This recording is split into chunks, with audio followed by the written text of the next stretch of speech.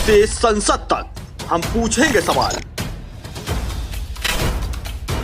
हर जुल्म के खिलाफ हम लड़ेंगे आपके साथ। हर खबर पर है पैनी नजर। खबर होगी वही जो करेगी आपको सच से रूबरू। पल पल की खबर नेशन न्यूज इंडिया 24 पर।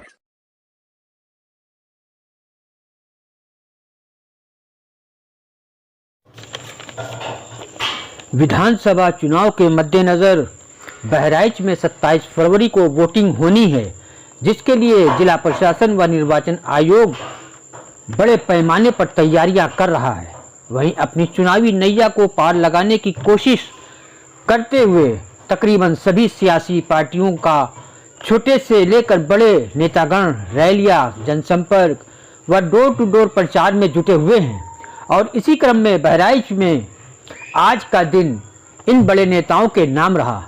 एक और जहां बीजेपी के वरिष्ठ नेता व केंद्रीय मंत्री अमित शाह ने स्थानीय किसान डिग्री कॉलेज में आयोजित एक जनसभा के जरिए लोगों को रिझाने का प्रयास किया, वहीं दलितों और पिछड़ों व अल्पसंख्यकों को साथ लेकर चलने वाली AIMIM के सरबराह बैरिस्टर असदुद्दीन ओवैसी ने गेंदघर मैदान में एक विशाल चुनावी जनसभा को संबोधित करते हुए भाजपा और सपा पर जमकर निशाना साधा और कहा कि देश और प्रदेश में चल रही 2 इंजन की सरकार ने आपके साथ केवल छलावा किया है और जनता को सामान्य जिंदगी से लेकर कोरोना काल तक किसी किस्म की कोई राहत नहीं पहुंचाई है।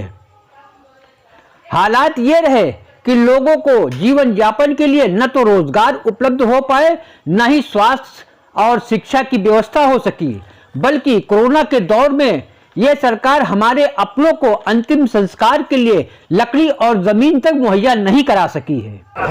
वो बेचारा आपको देखता ही नहीं, वो आपको अपना महबूब मानता नहीं, मगर आप सिर्फ देखते रहते हैं। हम उससे मोहब्बत करते हैं। क्या मिला तुमको? थाली जो हाथ से बचती है ना, साथ बचा रहे, एक हाथ से थाली बचती है। मेरे अजीज दोस्तों और बुजुर्गों, अच्छा फैसला लीजिए, मजलिस को मजबूत करिए। ये आपकी लड़ाई हम लड़ रहे हैं। हमारी जिंदगी की कोई कीमत नहीं है, अहमियत नहीं है।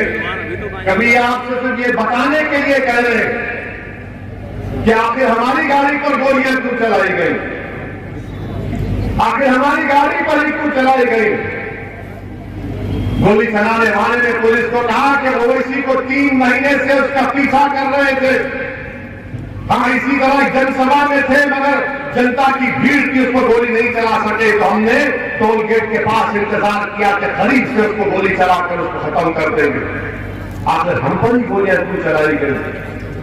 कभी सोचो आप, हमारी जिंदगी की अहमियत नहीं है। हम और आप सब आए जाएंगे, एक दिन जमीन की रजा बनेंगे, हमारी हड्डियां गल जाएंगे जमीन में। मगर याद रखिए, जिंदगी में आप क्या करके जाते हैं वो पूछा जाएगा। दौलत कितनी कमाई नहीं पूछा जाएगा, शोहरत कितनी कमाई नहीं पूछा जाएगा। ये पूछा जाएगा कि तूने दौलत और शोहरत कमाई, तूने गरीबों और मजलूमों का उसका कैसा इस्तेमाल किया। मेरे अजीज दोस्तों और बुजुर्गों, मौत तो जिंदगी की सबसे बड़ी हकीकत है। सबको जाना है दुनिया से, जो आएगा वो जाएगा, कोई नहीं रहेगा यहां पर। हम भी जाएंगे, मगर जब तक रब्बे करीम हमको जिंदा रखेगा, इंशाअल्लाह ताला हम हमेशा आपके लिए, गरीबों के लिए, मजलूमों के लिए लड़ते आए, लड़ते रहेंगे।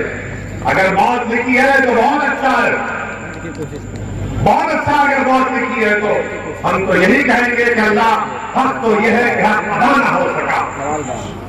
अल्लाह ने बहुत ही दिया, हमको बहुत चीजों से नवाजा। पार्लियामेंट में 540 की पार्लियामेंट है, मजलिस के सिर्फ 2 सांसद हैं, असदुद्दीन ओवैसी, एक इम्तियाज जलील। और जब दोनों में से कोई एक खड़े होकर 5 मिनट के लिए बोलने का मौका मिलता, तो 5 मिनट की हमारे भाषण में 300 बीजेपी के एमपी खड़े होकर हमारा इस्तेमाल करते हैं। ये मिजाज आपको देना है, ये मिजाज मुझे आपसे मिला, ये मिजाज आपने दिया मुझे, और अल्लाह का करम है, फजल है। मेरे अजीज दोस्तों और बुजुर्गों, ये मिजाज मजलिस पैदा करना चाहती है। जमहूरियत में, लोकतंत्र में आपको लड़ना पड़ेगा। सिर्फ रोने से आपको हक नहीं मिलेगा, सिर्फ जज्बाती नारे लगाने से आपको हक नहीं मिलेगा, जज्बाती तकारीर भाषण देने से आप थोड़ी देर के लिए खुश हो जाएंगे, मगर आपका हक नहीं मिलेगा। हक कहां मिलेगा? जब आपके वोट और मतदान से जो विधायक सांसद जीत कर जाता है असेंबली में, विधानसभा में, वहां पर जाकर वो लड़े आपके लिए, पूछे सरकार से कि बताओ मेरी विधानसभा में ये तकालीफ है, ये विकास का मसला है, शिक्षा का मसला है, अस्पताल का मसला है, बेरोजगारी का मसला है, रोड नहीं है, पीने को पानी नहीं है, और बीजेपी जब से जीती अल्पसंख्यक समाज के महलों को नजरअंदाज करके रख दिया गया। क्यों नजरअंदाज किया गया? ये कौन पूछेगा? समाजवादी पूछेंगे? आप गलतफहमी में हैं।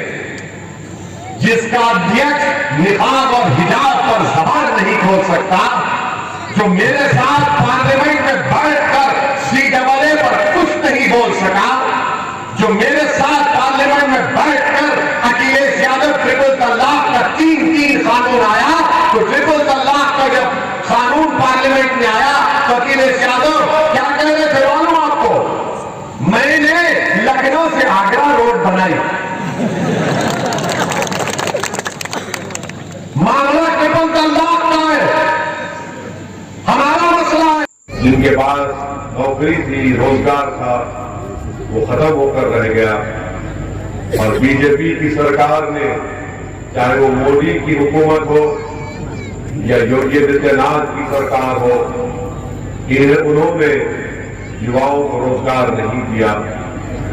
मेरे इज्जतदार मां और बहनें जानती हैं कि कीमतें आसमान को छू रही है। पेट्रोल और डीजल की कीमतें इतनी बढ़ चुकी है कि आज गरीब अपने घर के खर्चों को कम करके डीजल और पेट्रोल अपनी गाड़ी या मोटरसाइकिल में डलाता है।